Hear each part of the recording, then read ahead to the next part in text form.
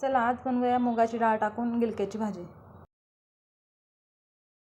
त्यासाठी एका कढईत तेल टाकू, त्यामध्ये जिरे, मोहरी, कढीपत्ता टाकून घेऊ।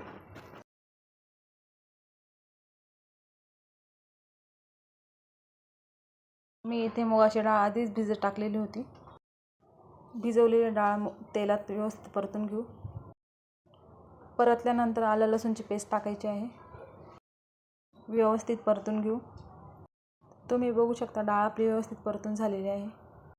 हळद टाकून घेऊ, हळद व्यवस्थित एकजीव करू। त्यानंतर बारीक चिरलेले गिलके टाकून घेऊ। गिलके टाकून झालेले आहे आपले, आता व्यवस्थित परतून घेऊ। परतून झाल्यानंतर मसाले ॲड करू।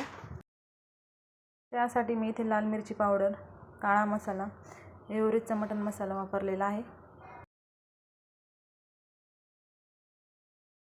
तुमच्या पद्धतीने मसाले वापरू शकता। चवीनुसार मीठ टाकून घेऊ। आता मसाले व्यवस्थित मिक्स करून घेऊ।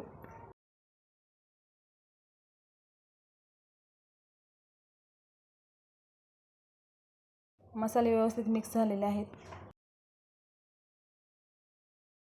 आता झाकण ठेवून भाजी शिजवून घेऊ। तुम्ही बघू शकता भाजी आपली व्यवस्थित शिजलेली आहे। तर कशी वाटली गिलक्याची भाजी कमेंटमध्ये नक्की सांगा। रेसिपी आवडल्यास व्हिडिओला लाईक, शेअर, कमेंट आणि चॅनलला सबस्क्राईब नक्की करा।